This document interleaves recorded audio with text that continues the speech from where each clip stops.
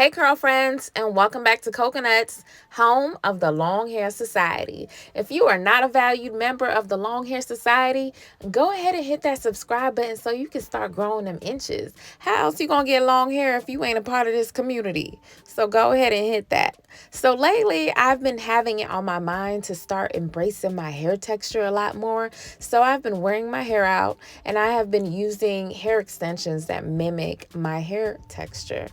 So, I learned about a new word called texturism, and I wanted to talk about that today and really try to dive deep into where that really stems from.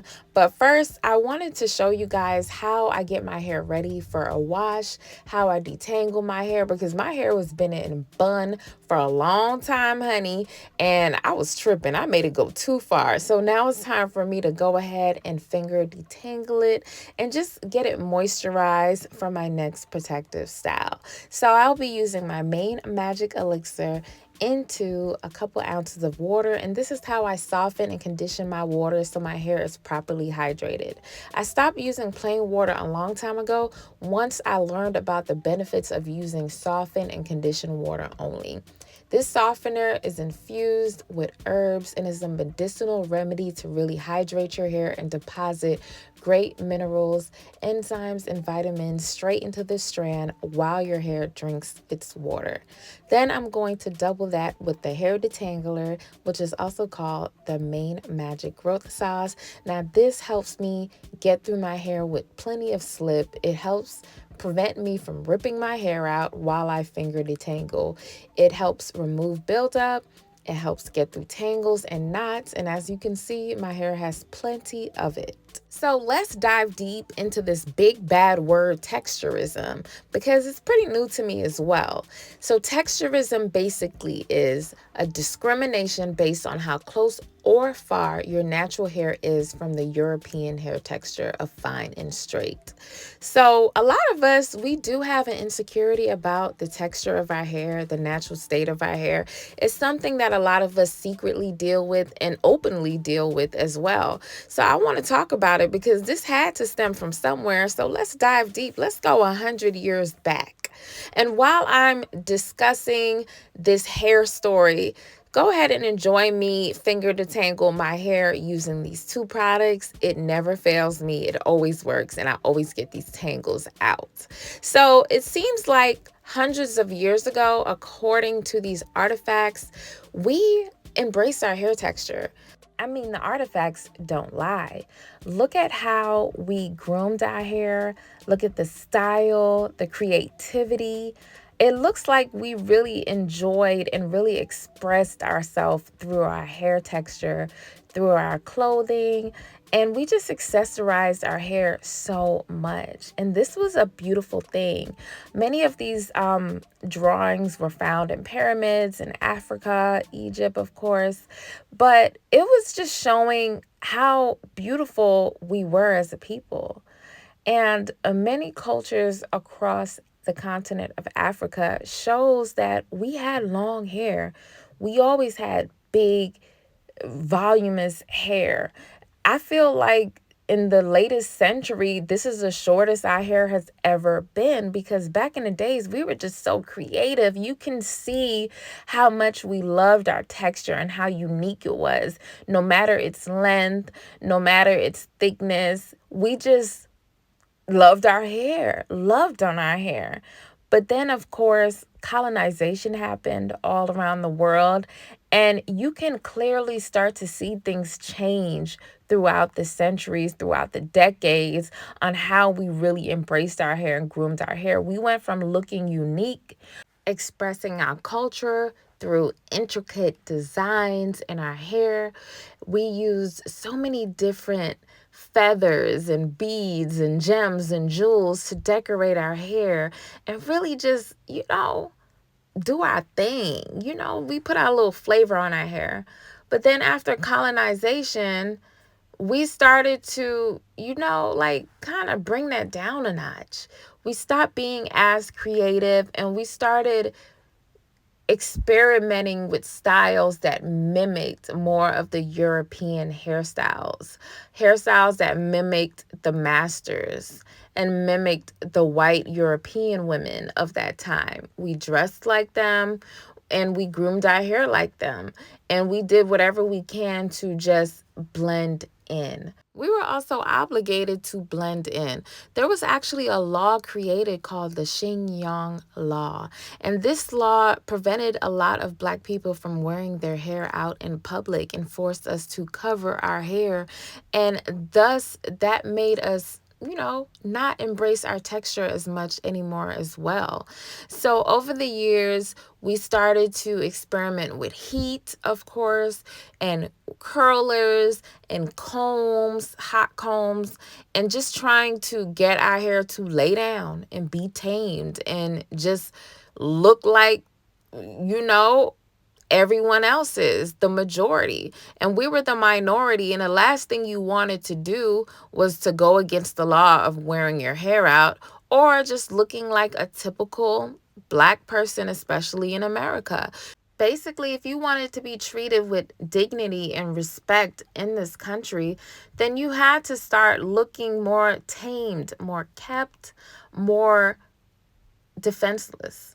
And sometimes your natural hair in its big natural state can be very intimidating or show that you don't probably speak proper English or that you don't have proper etiquette. So a lot of Black women and men decided to start to look like the majority and just less of a minority. Don't get me wrong, we still put a little flavor and flair into the hairstyles, but at the end of the day, it was trying to mimic the white women that was around us, that were on the pictures, that were on television, the superstars. We just wanted to look like them. A lot of women these days swear they are not insecure about their hair texture. They swear up and down that they wear hair extensions and they have relaxers because they want to, because it makes it easier to groom their hair each day, and they just feel prettier with it. Like, come on now. You insecure about your hair texture, your natural hair texture, and that's okay. No one is going to try to come down on you because of that. You have every right to be insecure about it. You were brought up in a time where your hair texture was not embraced. It's not like you're back on the motherland, back in the days where everyone around you had big, long, thick, strong hair. No, you grew up in a time where straight hair is key, and you get more respect when your hair is straight and long and blowing in the wind. So you can miss me with that whole I'm not insecure. Girl, you is. Well, at least I am.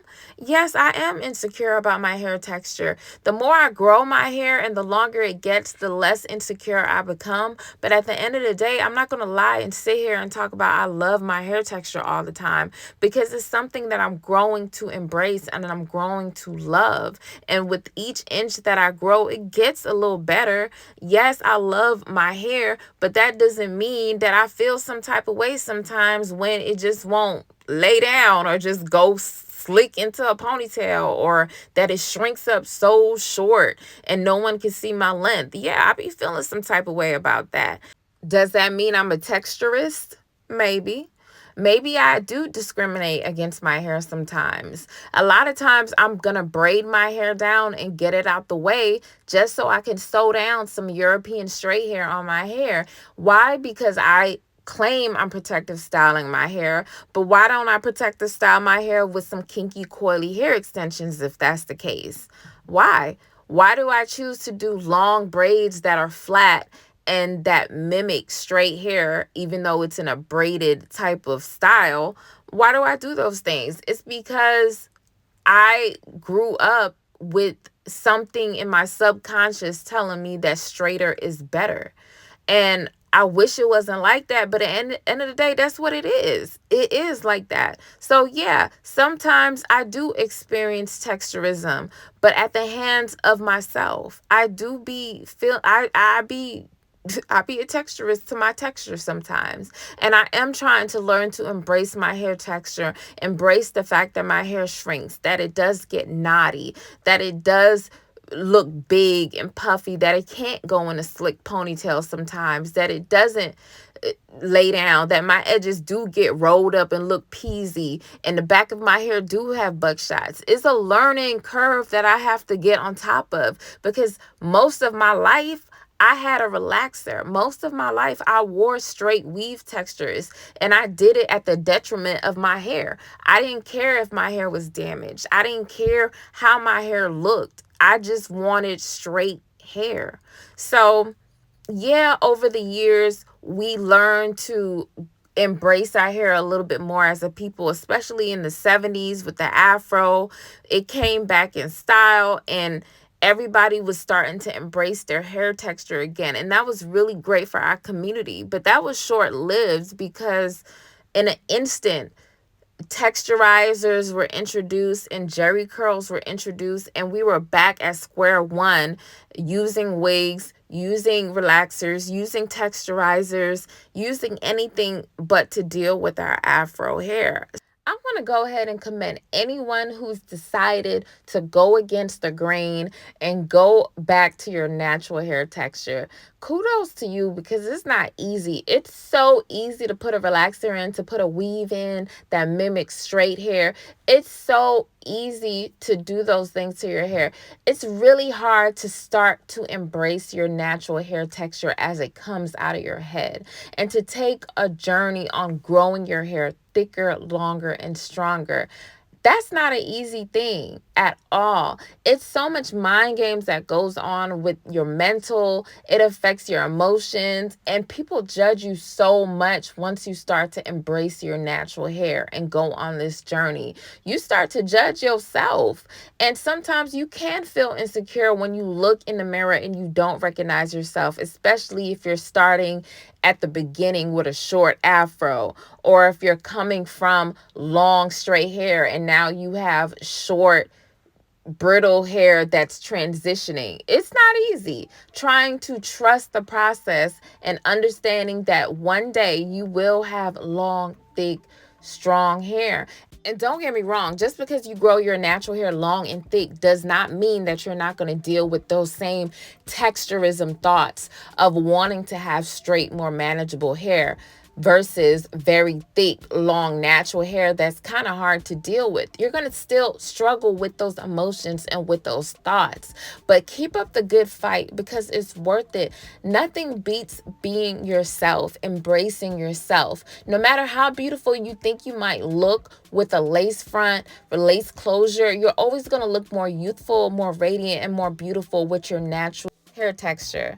So don't feel bad if you are not at the point of embracing your hair texture. We are all on a journey, and we will get there. But in the meantime, let's keep being our own creative self with our hair, whether that be with using hair extensions, whether that be with using straightened styles. But at the end of the day, just know your roots, know where you come from, and it's okay to embrace yourself. You can love your hair.